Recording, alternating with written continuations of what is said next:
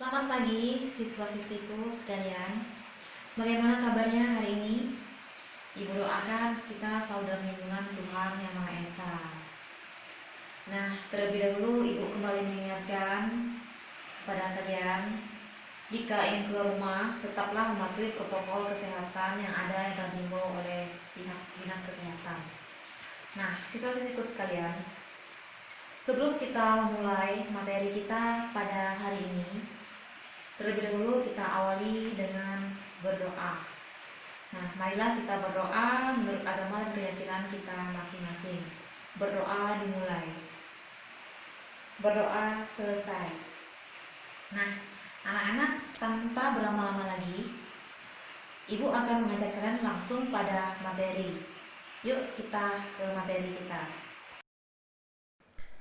Pada hari ini, kita akan membahas materi pokok pada bab 2, yaitu sistem dan dinamika demokrasi Pancasila. Nah, di mana hal-hal yang akan kita bahas yaitu hakikat demokrasi yang terdiri dari satu, makna demokrasi, yang kedua, prinsip-prinsip demokrasi. Sebelum Ibu masuk ke pembahasan pokok materi, Ibu akan menampilkan gambar tentang demokrasi berikut ini. Nah, kira-kira apa itu demokrasi? Hakikat demokrasi. Istilah demokrasi berasal dari bahasa Yunani, yaitu dari kata demos yang artinya rakyat dan dari kata kratos yang artinya pemerintahan. Sebenarnya, apa yang dimaksud dengan demokrasi? Nah, pengertian demokrasi adalah suatu sistem pemerintahan di mana semua warga negaranya mempunyai hak dan kesempatan yang sama atau setara untuk berkontribusi dalam proses pengambilan keputusan yang mempengaruhi hidup mereka.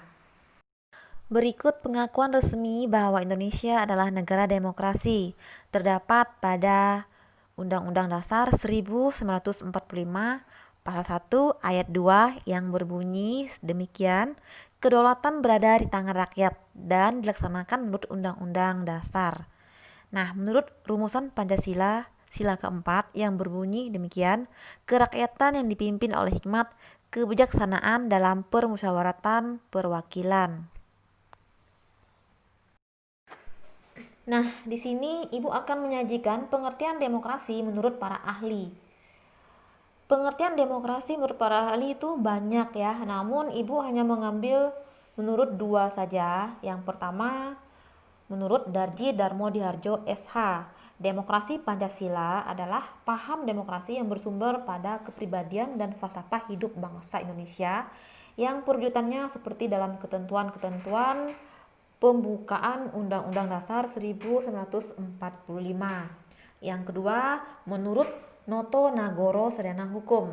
Nah, demokrasi Pancasila adalah kerakyatan yang dipimpin oleh hikmat, kebijaksanaan dalam permusyawaratan dan perwakilan yang berketuhanan yang Maha Esa, yang berperi kemanusiaan yang adil dan beradab, yang persatukan Indonesia, dan yang berkeadilan sosial bagi seluruh rakyat Indonesia.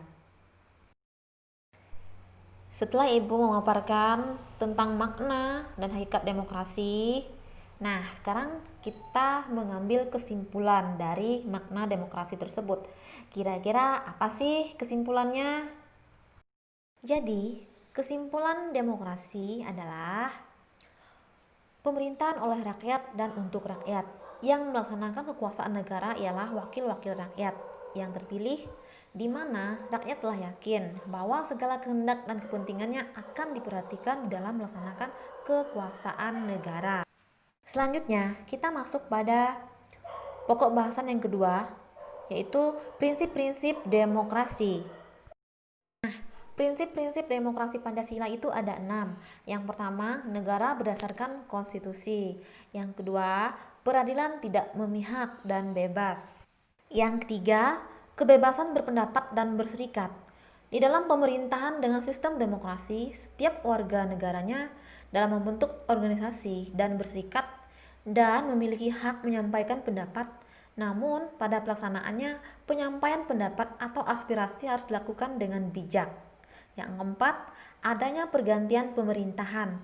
Sesuai dengan pengertian demokrasi, pergantian pemerintahan dilakukan secara berkala sehingga meminimalisir penyalahgunaan kekuasaan, korupsi, kolusi, dan juga nepotisme, seperti yang pernah terjadi pada masa pemerintahan Orde Baru.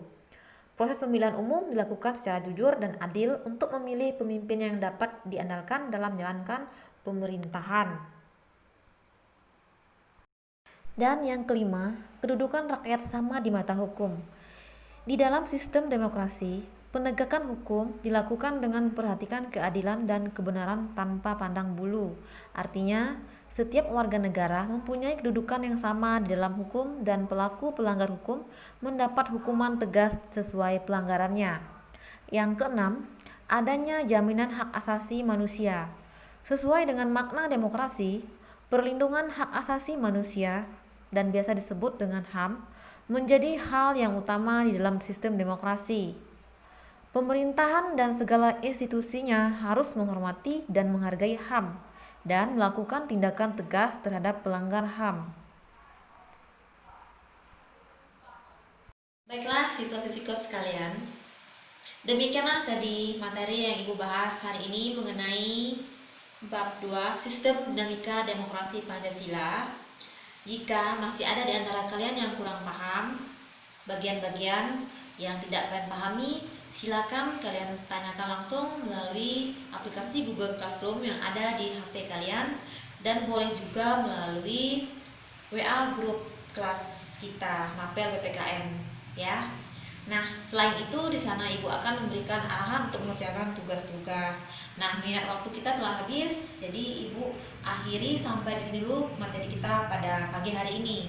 Selamat pagi, sekian dan